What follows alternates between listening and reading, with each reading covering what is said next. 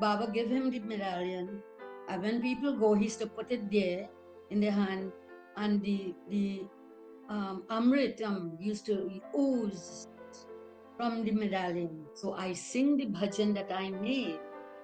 While I was singing that bhajan, the vibhuti started falling from Baba's face. Started falling, started falling, making heaps. And then Baba's face was cleared up. And this man was crying in the back while I was singing the bhajan.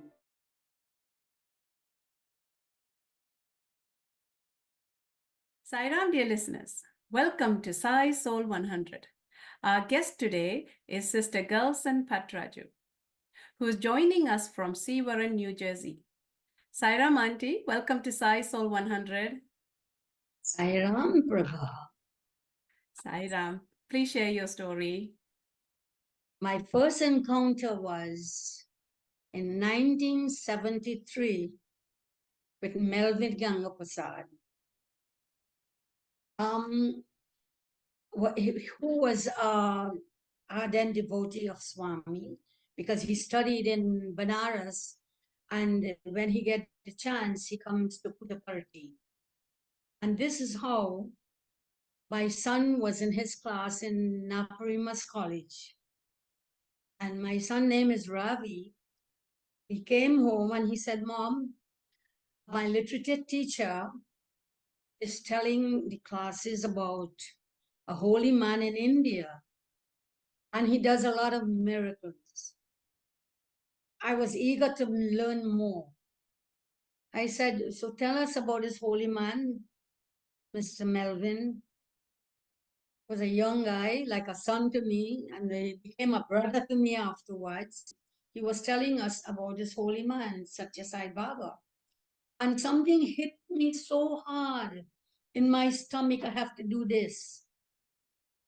So what happened, I said, is the love that Swami sent through this guy to show us.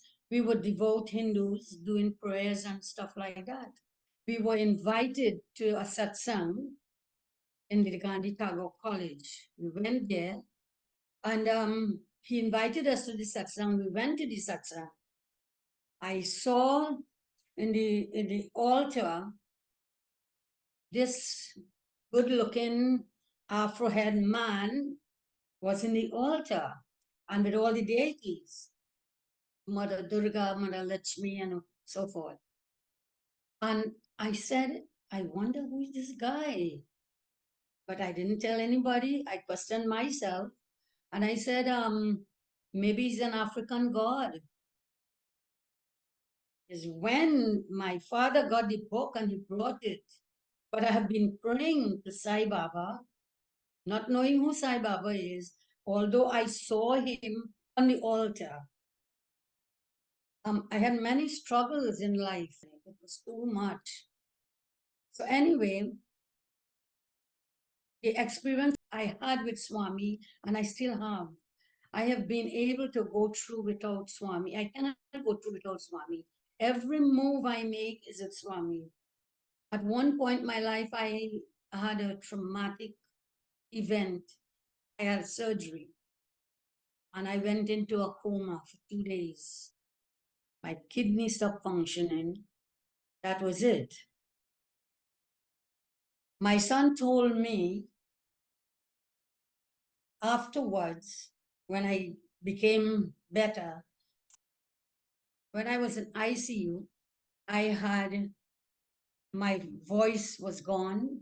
Then my son saw somebody walked in inside. A man walked in inside with a white gown and a briefcase. Said it was Swami. When he walked in, it's only then the machine started coming on. So it was completely dead. Afterwards, well, my husband passed away and stuff like that. I'm thinking about my 5 children. I have 5 children. How are we going to survive? I had a brother in the United States from the 60s. So my father told me, why don't you tell your brother that you want to come? So I wrote my brother and I told him, I said, I want to come to the United States.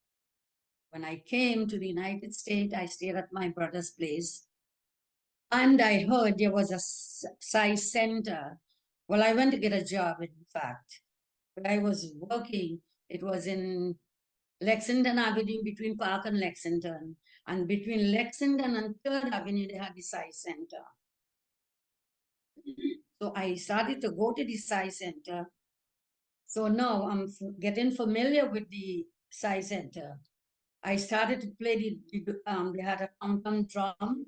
I started to play that. And then I started to learn bhajans, Chinese nice bhajans and so forth. Well, after I leave that embassy, because they had to move to the Middle East. So while I'm sewing, I got a job in the industry. I started singing bhajan. The lyrics start coming into me, like, because I'm not a Hindi speaking person. So I made a good few bhajans with my Hindi. And with that now, I started going to the Sai Center regularly. It so happened it was in 1984. My friend was going to India. And she said, Girlsin, the bhajan that you make, why don't you give me the cassette? I'll take it to Swami. When Swami came for darshan, Swami blessed the cassette. And she left it there with the college boys. In 1985, by Baba's grace, I happened to go to India for 60th birthday. When I went, I enjoyed, when I saw Baba for the first time, it was like I knew him before. So it was like, wow, you know, I I know that I had known him before. And it was a pleasure just to get it love. I just give him my love and I receive that love. Baba leave to go to Whitefield. We sat there. Swami came and he was going. He passed me, passed us, in fact. And I said to myself, Swami, I don't want an interview, but I want to kiss your lotus feet in my mind. Swami left and walked about 3 feet, and he came right back in front of me, and I held on to his foot. Oh my God, I moved his toes and I started kissing, kissing, kissing, kissing.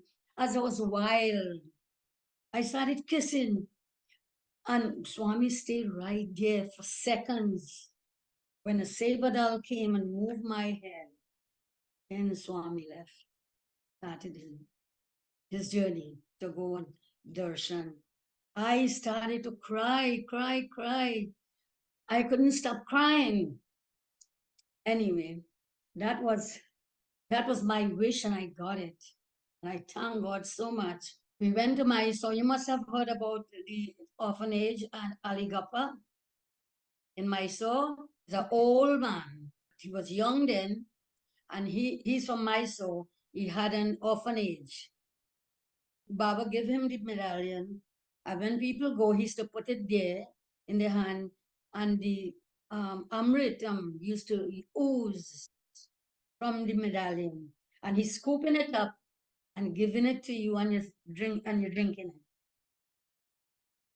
And Baba, he had all the pictures of Swami and God, different gods, and Shirdi Baba. And the face, Baba face was full with vibhuti. It covered the Baba face, only the eyes were showing. So I sing the bhajan that I made. While I was singing that bhajan, the vibhuti started falling from Baba's face. Started falling, started falling, making heaps. And then Baba's face was cleared up. And this man was crying in the back while I was singing the bhajan. Well, afterward, we leave and we went there and, leave the orphanage. Now, in 1993, we were there in Whitefield. So the Baba had to do a wedding with three people, three couples, and it had a group from Delhi. They asked me, "Would you like to sing bhajan? We're going to sing for Swami." I said, "Of course." So we sat there, and I said, "It would be nice if Swami could call us for the wedding, man. Come on." So Sevadal came. Swami said, who want to see the wedding? Come right now." Girl, we got up and we run in the back there because they had a building there that was where the wedding was taking place. Okay, that was one. That's another miracle because I say to myself, I say to myself that he could call us. Oh, lo and behold, right away we got the message. We jumped. Swami was about 3 feet away from, say about 5 feet away from me and my friend, and his eyes was on me all the time. I had my eyes on him, and he had a smile in his face. I went in Kokan by some families, and it was so hot. They drove me to Goa because I couldn't take me. I took no, they didn't have any flight from Goa to Bangalore yesterday in the morning. So I stayed in the hotel. I went the next day. They didn't have any place in Bangalore. Went to the airport. Took a rickshaw and I went down to Whitefield because the guy said, "Baba is not in Puttaparthi, he's in Whitefield." I said, "Can you take me?" Say yes. So I took the rickshaw and I went, my baggage. When I went there, it was Buddha Purnima. I had no space at all. So I met my Rakhi brother from Trinidad. He and his wife and his little daughter, she had cancer. So we used to get front seat because of her. She couldn't see, and she will tell you, "Auntie Girlsin, Swami is coming. So I said, "How you know that, Sai Gayatri?" I said, "Sai, how you know that?" She said, "Yes, I know. The child was blind, she couldn't see because of the tumor. But she knows when he left his residence and he's coming because the lady keep that seat." So she said, "This is my aunt." So this is how I had the privilege. Morning and evening darshan. Swami is going and he's not looking at me. And I said, "Swami, please acknowledge me. I'm here."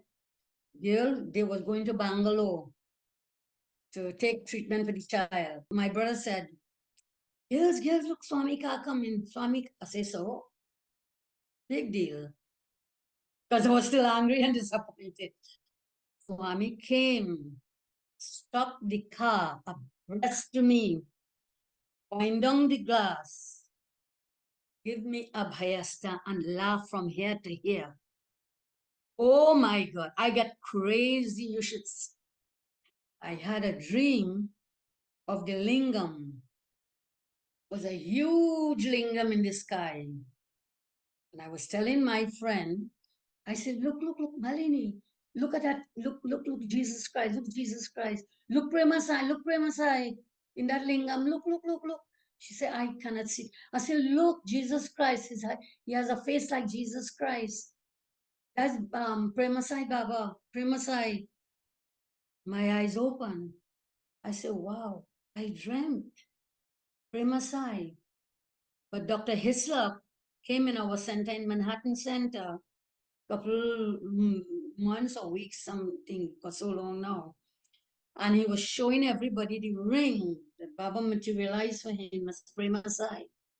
When it came to me, and I opened my eyes, I said, "This is the face I dreamt. This is the face I dreamt, Prema Sai."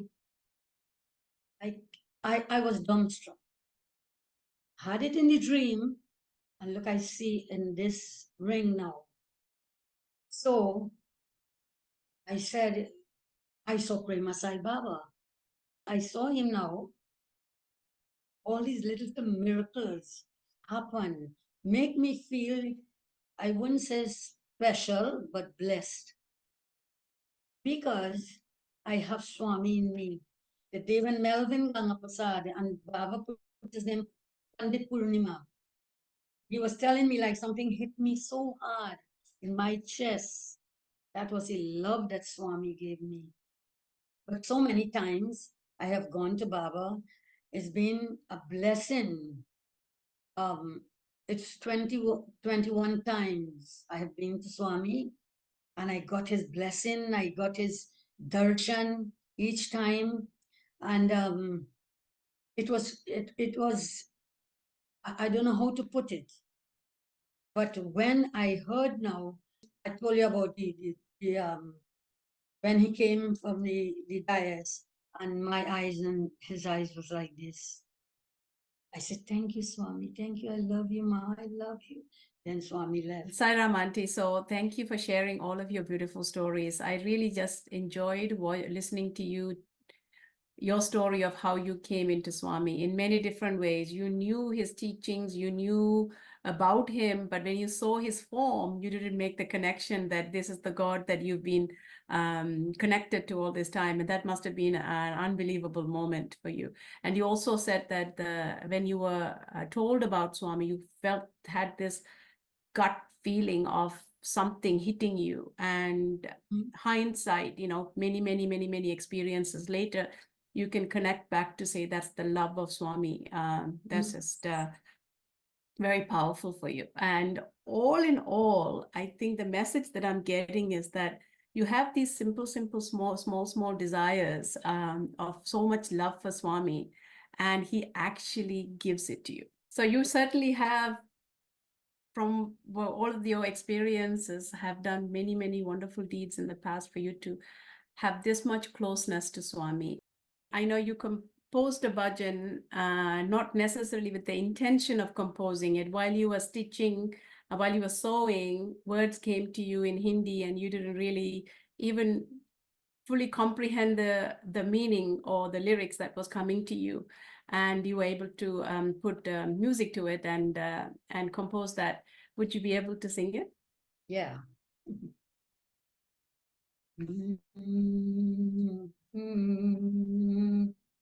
Ao Sai Baba, Sundar Swami. Ao Sai Baba, Sundar Swami. Sundar Swami Baba, Sundar Swami. Sundar Swami Baba, Sundar Swami. Sundar Swami. Ao Sai Baba, Sundar Swami. Ishwaram Bala, Sai Gopala, Ishwaram Bala, Sai Gopala, Sai Gopala, Puttaparthi Raja, Sai Gurudeva, Puttaparthi Raja, Sai Gurudeva, Sai Gurudeva. आओ मेरे भगवन प्यारे प्यारा यशोदा के बाला नंद गोपाला यशोदा के बाला नंद गोपाला नंद गोपाला सुब्रमण्यम सुब्रमण्यम साई गुरुदेवा साई गुरुदेवा सुब्रमण्यम सुब्रमण्यम साई गुरुदेवा साई गुरुदेवा आओ मेरे भगवन प्यारे प्यारा दर्श दिखाओ साई दर्शन दे दो दर्श दिखाओ साई दर्शन दे दो दर्शन दे दो दर्शन दे दो. That is the one I sent to Puttaparthi. That was so peaceful and beautiful voice too, and Thank beautiful you. ragam, beautiful everything. So that was very nice. Thank you. Thank you. Those words are truly from Swami because you didn't even know the I meaning of know. what you were Yeah. composing. Sairam, dear listeners, thank you for listening to Sai Soul 100 with Sister Girlsin Patraju. I am Prabha Swaminathan. Until next time, Jai Sairam.